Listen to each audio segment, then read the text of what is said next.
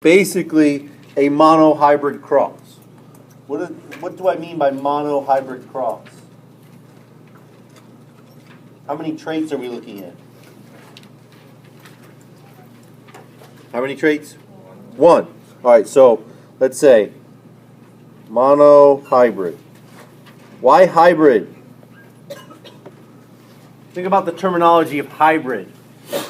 When I say hybrid, what do you think of? Mixture of two things. A hybrid vehicle, electric and gas, right? Engine. A mixture of two things. So a monohybrid, we're looking at one trait. Hybrid, mixture of two things. Basically, two types of traits that are being shared from two parental alleles.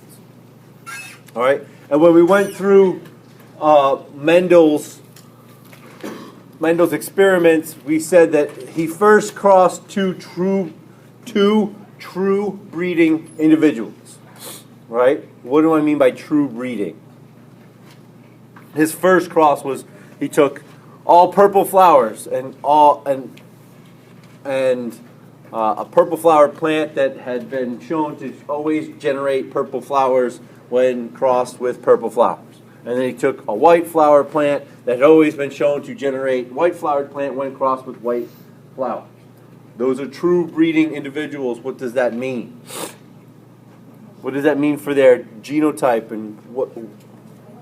So they're homozygous in one, right? So they're homozygous. So if we did, let's say, we used big P, little p for the alleles, right?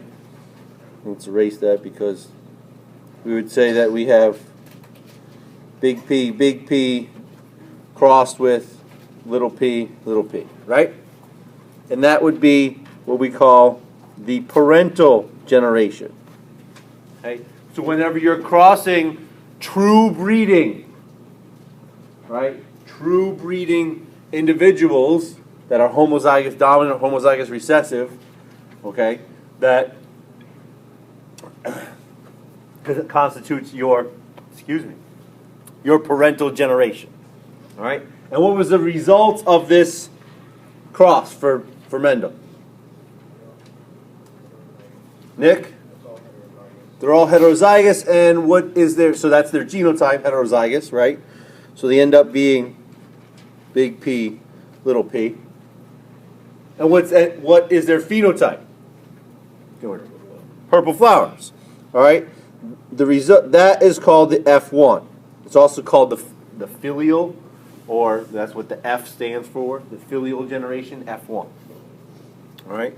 The F2 generation now is the next generation, the next cross. To do the F2 generation, you take two members of the F1 generation and you cross them. So you're basically crossing two heterozygotes, right? Big P, big P, little p. Okay? So we'll say male-female gametes. Let's do the Punnett square. Let's add a slide. All right. So if we do the Punnett square, do it like this. Okay. Here's female and male gametes. What gametes are produced from the female? What possible gametes are there? So why just one? So it's heterozygous. Why just one gamete? Why are we separating them? What principle states you have to separate them? Because of meiosis, right? But Mendel's law of segregation says that only one of those traits gets passed on to the gamete, right? One of the traits from the parent gets passed on to the gamete. Eventually, will get passed on to the zygote. All right. So for the male, we're going to do big P, little p, and it ends up being the same for the female. Correct? So big P, little p. We do out the Punnett square. Big P, you pull down, move over. All right. End up with this. Okay. So this is the result of a monohybrid cross of heterozygotes. All right, you end up with a typical or a classic ratio. You have 3 purple flower plants, right? Roughly 3/4 of them, 75%, right? Will show purple flowers. That's this 1, 2, 3 because they show the dominant allele, and then in blue would be the white flower, the homozygous recessive allele. Okay, so that's a genotypic ratio of 3 of what? Phenotypic ratio of 3 to 1. The outward expression is going to be 3/4 of them are going to show purple flowers. 1/4 is going to show white flowers. What's the genotypic ratio?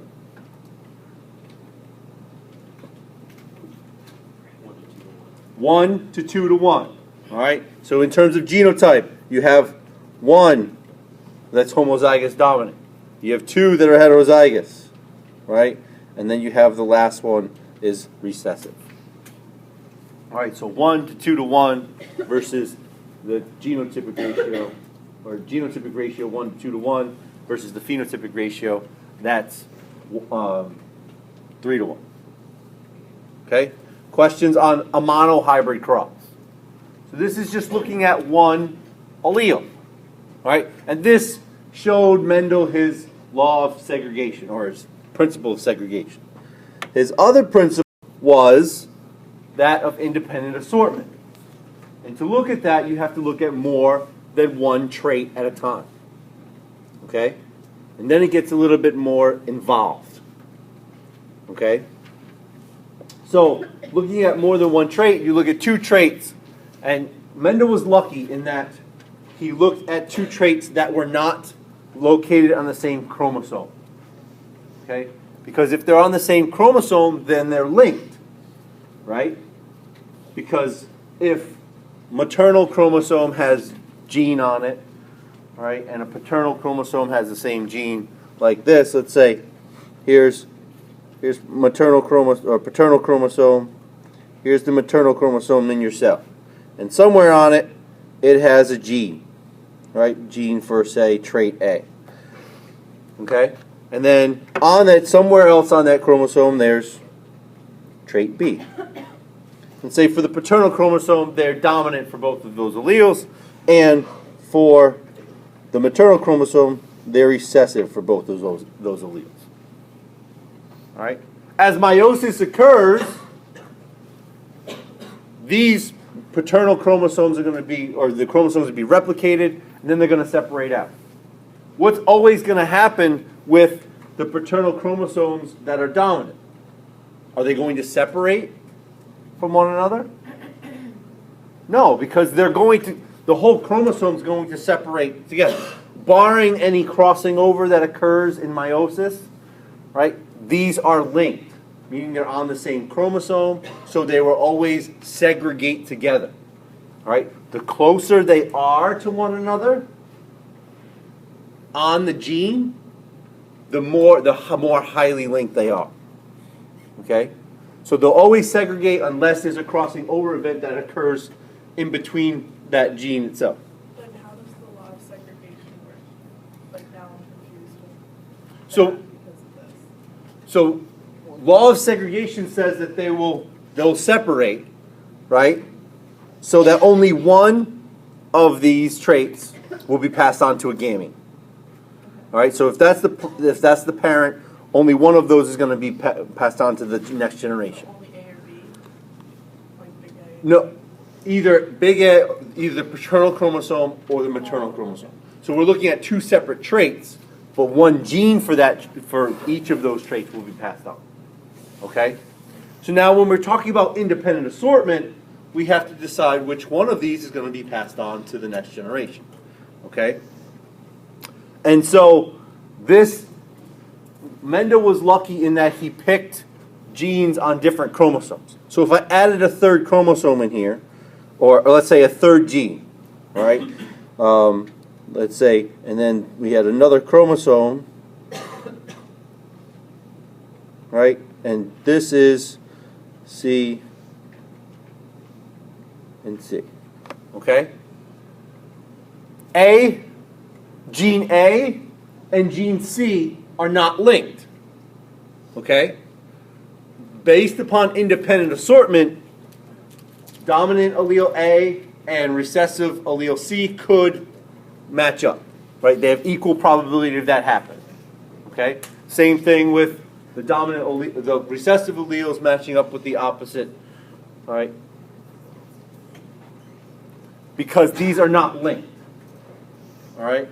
So linkage refers to genes being on the same chromosome. Okay? Now Mendel was lucky in that he basically looked at traits that were not on the same chromosome, so you didn't see linkage. All right? Because linkage would throw things off. All right? So let's look at, say, two traits.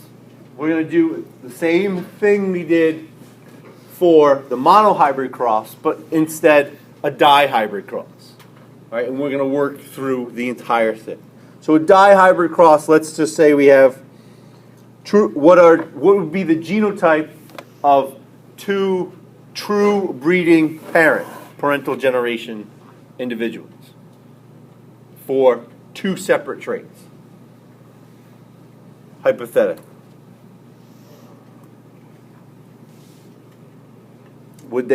Are they heterozygous?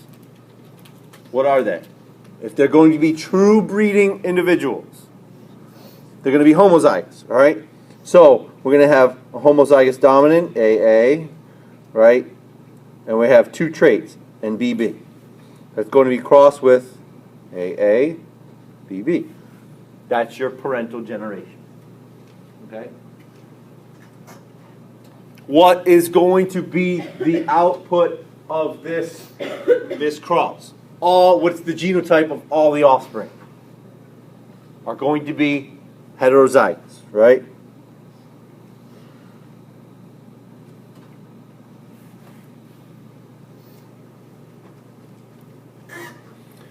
So that's your F1 generation. Here's your parental generation, your F1. Okay? And then finally, you're going to take this and do a dihybrid cross, AA, right? And the result of that will be your F2 generation. So let's do that. Let's do the dihybrid cross Punnett squared.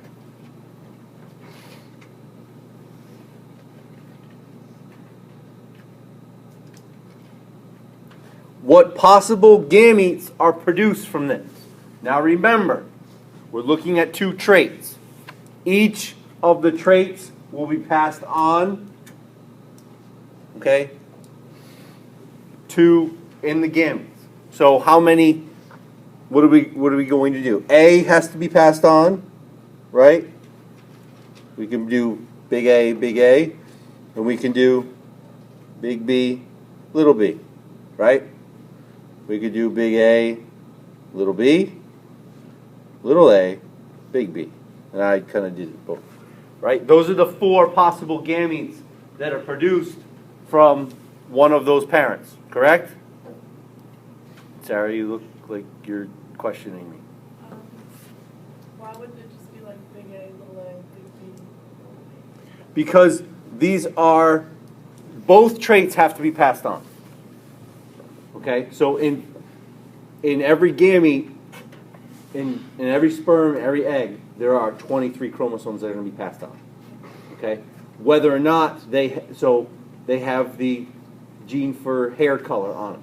Okay? They have another gene for eye color, for example. All right?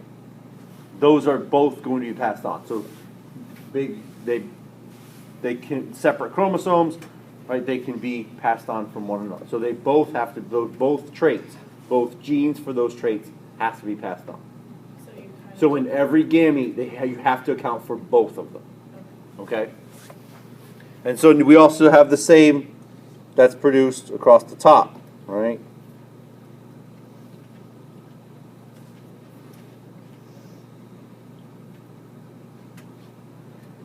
And then you end up doing pulling everything down. Right, so you have your homozygous dominant there, your heterozygous.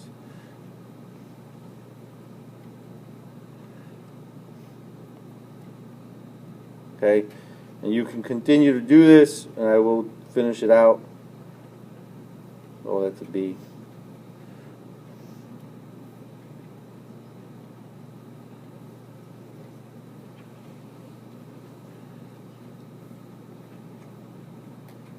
What's next? What's this one?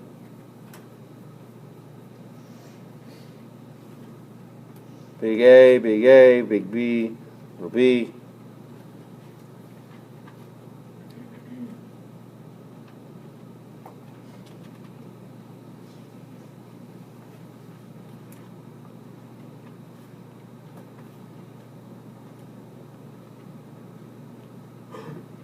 I'm a messy handwriter.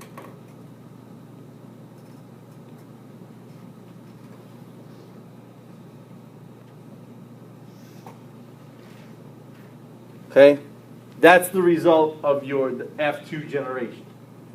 Okay, that's a dihybrid cross. Now I could ask you questions about how many of these are going to be, what percentage of offspring are going to be recessive for both traits. Based upon this, you would look for what is the genotype for recessive for both traits. Little a, little b, right? How many of those squares have that? 1. So what is the percentage, or what probability is it going to be that you're going to end up with the genotype or the an offspring that has recessive for both traits? 1/16. All right? 1 out of 16. What's the percentage that the offspring would be heterozygous for both traits?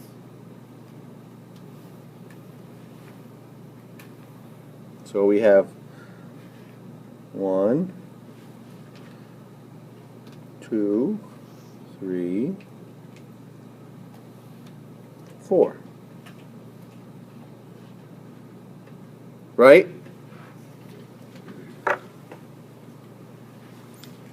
So that would be what? 25% chance that ends up that way? Okay? The results of a dihybrid cross end up with 16 different possibilities, right? Some of which are shared. Okay, you also end up with a typical, a known phenotypic ratio. Okay, so if we counted phenotypes, right? Dominant for A, right? For gene A. So you look for kind of where all the big A's are. 1, 2, 3, 4, 5, 6, 7, right? Anyway, we're dominant for both types. It's a 9-3 to 3-1 ratio. Okay? 9 of these squares will be filled with the dominant allele for both. Okay? 3 would be dominant for one and recessive for the other. Okay? Or well, dominant for A and recessive for B. 3 will be dominant for or recessive for A and dominant for B, and 1 will be recessive for both. All right? So it's a 9. Let's write this as 9-3 to 3-1 ratio. That's a phenotypic ratio. Okay, so it's like saying purple flowers and wrinkled peas. Right? If those are the two dominant alleles, then 9 of those, right, or the ratio would have 9 out of 16 percentage of all the offspring would have the dominant would be purple, will show purple flowers and wrinkled peas. All right, 3 out of 16 would show purple flowers, smooth peas, the recessive allele. Okay, and then 3 would show white flowers and wrinkled peas, opposite, and then 1 out of 16 would show the recessive for both alleles. So when you said that we did 9, did you mean It's a phenotype, right? The genotype can be quite different because we're only, like for instance, these 4 that we're looking at, right, the heterozygotes, those will be considered or included in the 9 because they both show the dominant of both, all right, of both alleles. Question on a dihybrid cross.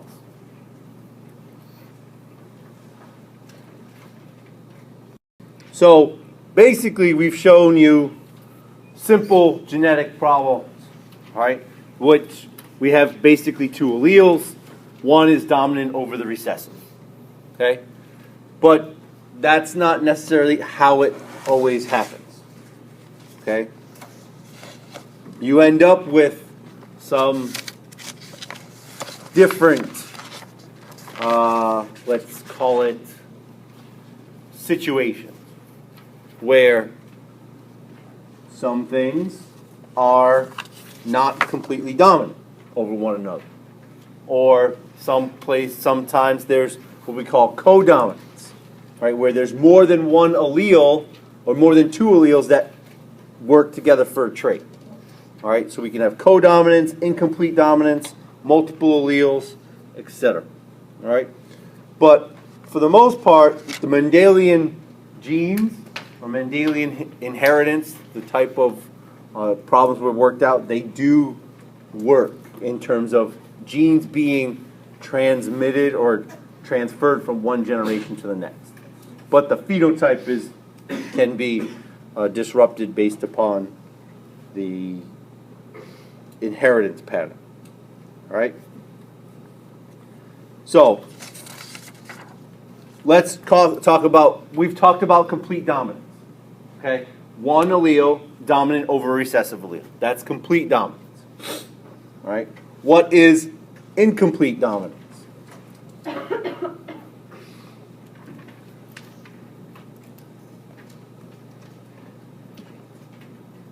Well, I kind of gave you an example of that. When I showed the picture the other day of my wife and 2 daughters and gave you an example, it's a simplified example, but it's an example, an illustration of incomplete dominance. Whereas the dominant allele, say brown hair color, okay, the recessive allele, red or light hair color, and then sort of in the middle, right?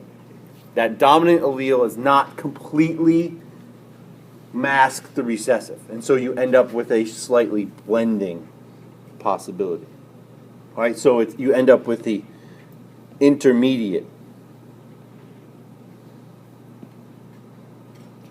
between the 2 phenotypes. Right, so you have, say, I don't know, pick a letter. I think we used it in lab. We showed, say, we used the idea of nose size or something like that. You're dominant, right? If you're homozygous dominant, you have a large nose, right? If you're heterozygous, you have a medium-sized nose. And if you're recessive, you end up a small-sized nose, right? So it's basically it's not complete dominance. It's not black or white. There's gray in the middle, right? There's a range of phenotypes, right? In codominance, basically you have 2 alleles are dominant over a third, right? So you end up with 2 dominant alleles, and they could be dominant over a third, or they can both be equally expressed regardless. And the book gives you an example of this in terms of snapdragons, flower color. All right, so we have codominance. Okay, codominance. In the book, it gives you, a red flower.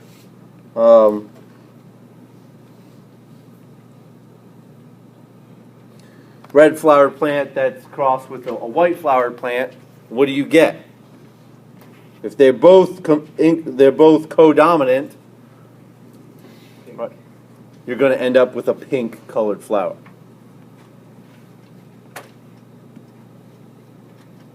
Well, it's kind of purpley pink, but you get the idea. Okay? Because they're both being equally expressed, you end up with that blending. Okay? Understandable? Kind of. Good. All right.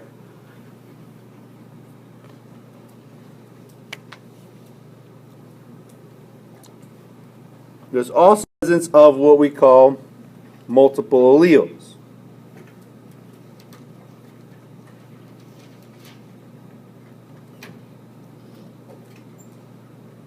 All right, so not just the dominant form, recessive form, the two alleles, there's more than two. Okay? And this is best seen in the blood type. Okay? Blood typing. So we say this is more than two forms of the gene.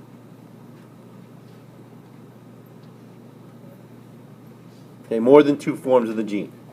So blood typing. How many people in here know your blood type? All right, at least now Kat does. All right. So, what are the blood types that are possible? A, B, AB, and O. Okay? Why are there 4 types of blood? Because there's multiple alleles that control this. Okay? And so you have 3 types of alleles that are existing in here. Either A, B, or O. So what's AB? AB is a codominance. All right? So individuals who have A-type blood can be either, and you might see it written as IA, or for, say, the dominant alleles, IA. I like to do it like this. I just do A, or AO. Okay? AA would be the homozygous dominant, AO would be the heterozygous, right? But still, what this would be the O type, the recessive form. O, in this case, is the recessive form, right? O type blood is recessive to either the A type gene or the B type gene, okay? And A and B are codominant over the O, so when they are expressed together, they are both expressed and you end up with AB type blood. Okay? So let's do a little genetic question. I have type O blood. All right, so that's my genotype. Okay? My wife has type AB blood. She doesn't really, but we're just using it for shits and giggles. What are the possible genotypes for my daughters? AO and BO, right? You did it that way. So, if my daughter has O-type blood, what should I do? What are the is that likely that she's my biological daughter? No. Okay. Likely, I mean, that's not the actual case. It's just hypothetical here. Jeez, everyone's kind of like, no, they are mine. All right. So this is a way. So blood typing is one way you can rule out who the father is. All right. You can never tell, say, who the father is, but you can rule out who's not. All right. It's like Maury Povich. Okay. Questions on blood typing and genetics. All right. There are some other cases where genes are affected. The expression of one gene affects the outward appearance of a second gene. All right. This is what's called pleiotropy or pleiotropic effects, right? Where most genes have what we call phenotypic effects on other genes, or more than just one. Okay, so for example, there's some pleiotropic effects such as eye color. All right, eye color is actually, it's not just one gene. There's several genes that have different effects on whether or not the dye is produced in the eye, how much of it, what type of it is produced, how much of the protein is produced, where it is. That's why you have the range of dark brown eyes all the way to light blue eyes, and that range in between. Okay. Another example is epistasis. Okay, and this is best exemplified in coat color in dogs. All right. Epistasis basically says that a gene on one chromosome affects the expression of a gene on another chromosome. Okay? So in dogs, you all know that there are 3 colors for Labrador retrievers, right? What colors are there? Chocolate, black, and yellow. Okay? So black, brown, and yellow. Okay? Those 3 colors are a result of epistasis. Okay? Really, there's just one gene that determines coat color. Okay? So it's either black or brown. Okay? But a second gene determines whether or not the dye is produced in the hair. If dye is not produced, you end up with yellow. Okay? So you could be recessive for the coat color, right? But you could be dominant for the coat color, you're a black lab. But she doesn't produce the gene for the hair itself, right? To produce the pigment, it ends up with being a yellow lab. There are other effects that can be seen. Like genes don't necessarily have to have black or white. There could be a range. All right. So we use the idea of whether or not you have bent thumbs, hitchhiker's thumb like that. All right. Whether or not your thumb bends beyond, say, straight. So your thumb, you bend it up. If we would have looked at everyone in here, okay, it would be some type of range between, say, a right angle like mine to completely straight like Nick's back there. Okay? Now, that's whether or not your thumb bends is controlled by one gene. Right? But really there are other genes that influence how the degree of whether or not that occurs. All right? Height is a great example. All right? So I'm 6 foot tall. My wife's 5'4". Expected height for my daughters is going to be somewhere between the two of us, right? That's what you would basically think. But that's not exactly true, right? Because shorter parents can have taller kids based upon how genes are arranged. There are it's called polygenetic inheritance. All right? Multiple genes influence a certain trait such as height, and you end up with a wide range of, my daughter could be anywhere from 5'4" or 5'2" to 6 foot. Okay? My mother and my sisters are 5'11". Okay? My father was 6 feet. I don't know how I just ended up with being 6 feet. I was expecting to be more than that because my mom is so tall, but no. I don't hold a grudge. Not much more. All right? So it really affects, 2 or more genes affect a single trait. Right? And eye color is also an example of that. And what you end up with is a large range over a population.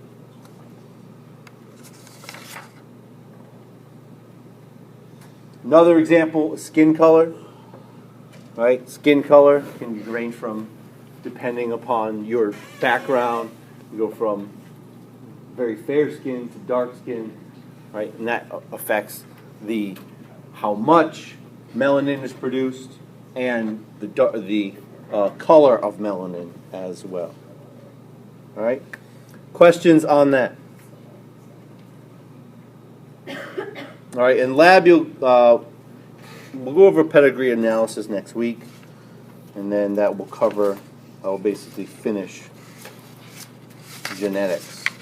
I'll come up with some interesting problems, case studies for genetics, pedigrees over the weekend.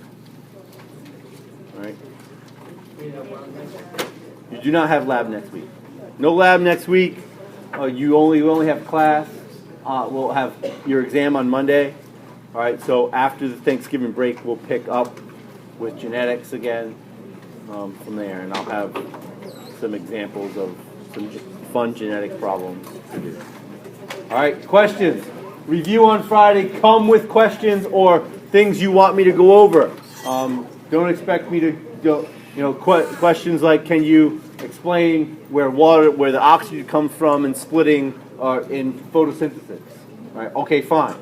But don't expect me to come in and go, can you go over cell respiration for me? Like, have specific questions. All right, I'll see you guys on Friday. If not,